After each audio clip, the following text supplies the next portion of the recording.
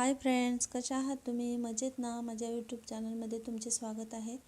तर आज आपण उपवासासाठी रताळ्याचा चिवडा बनवणार आहोत. मस्त असा कुरकुरीत चिवडा बाजारात मिळतो अगदी तशाच प्रकारे, पण खूपच अगदी पटकन होतो. आणि तेच आपल्याला रताळ्याचे पदार्थ खाऊन खाऊन कंटाळा आला असेल तर हा चिवडा नक्की बनवून खा. खूप मस्त लागतो, टेस्टी आणि पटकन होतो. तर चला रेसिपीला सुरुवात करूया. हे बघा, अशी रताळी घ्यायची ताजी आणि हे एकच रताळं 1 किलोचं आहे. आणि ह्याचे आता आपण सालं काढून घेणार आहोत.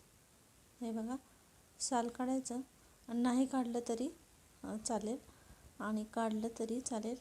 काढलं तर कसं सगळं म्हणजे पूर्ण रंग आपला सफेद होऊन जाईल म्हणून. आणि जो सालीचा भाग आपण काढला आहे तो खाऊन घेऊ शकतो, फेकून द्यायची काही गरज नाही. आणि हे बघा, साल काढून झालेलं आहे.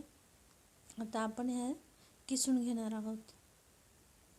असे याचे 2 भाग करून घ्यायचे, म्हणजे किसायला सोपं जाईल. आणि जी मोठी पण नाही किसणी, एकदम बटाट्याची आपण जो किस करतो बटाट्याचा, ती सुद्धा नाही किंवा खूप लहानसुद्धा नाही. मीडियम साईजची अशी किसणी घ्यायची, म्हणजे त्याने मस्त असा किस पडतो. हे बघा, असं उभा धरायचं. हे बघा किती मस्त असा किस पडतो. आणि असंच आता किस पटापट आपल्याला पाडून घ्यायचा आहे, म्हणजे नंतर तो जरा काळसर पडतो, लालसर.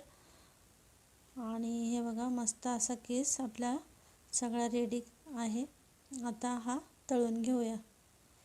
खूप मस्त असा एकसारखा केस झालेला आहे बघा रताळ्याचा, किती मस्त दिसतोय. आणि आता आपण साहित्य बघूया काय काय घेतले ते. शेंगदाणे लागणार आहेत आपल्याला अर्धी वाटी, आणि ह्या मिरच्या मी बारीक चिरून घेतलेल्या आहे, आणि हे सैंधव मीठ. आता हे आपण आधी बटाट्याचा किस तळून घेऊया. हे बघा, तेल मस्त गरम होऊन द्यायचं, आणि नंतर थोडा थोडा किस असा आपल्याला टाकून मस्त तळून घ्यायचं आहे. खूप जास्त टाकायचं नाही, नाहीतर मऊ पडेल. आणि थोडा टाकला तर मस्त क्रिस्पी होईल.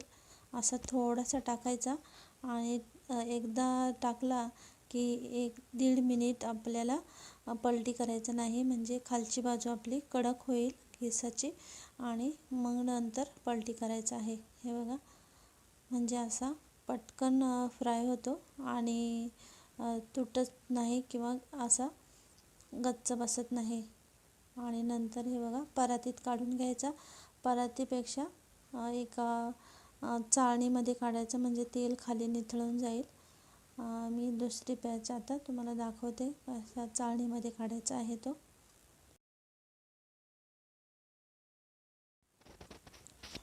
हे बघा, 2 ते 3 मिनिटांमध्ये आपली एक बॅच पूर्ण तळून होते. मस्त कुरकुरीत असा रताळ्याचा चिवडा तुम्ही उपवासाला करून नक्की खा. सगळ्यांना आवडेल असा हा चिवडा आहे. खूप मस्त असा टेस्टी लागतो. हे बघा, अशा चाळणीमध्ये काढला की खाली राहिलेलं तेल निथळून जाईल, आणि अगदी तेल राहणार नाही, मस्त मोकळा होऊन जाईल.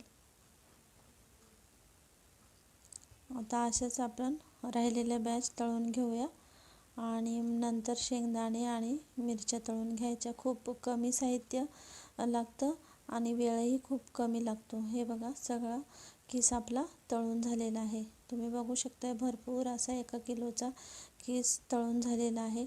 तुम्ही बाजारातून आणता तो खूप किती कमी भेटतो हे तुम्हालाही माहिती आहे, आणि कुठल्या तेलामध्ये तळलेला असतो हे सुद्धा आपल्याला माहीत नाही. कशा तेलामध्ये असतो, किती दिवसाचा असतो तेही माहीत नाही. त्यामुळे असा आपण घरच्या घरी ताजा आणि भरपूर असा चिवडा सगळेजण मिळून एकत्र खाऊ शकतात, आणि टेस्टसुद्धा सुंदर.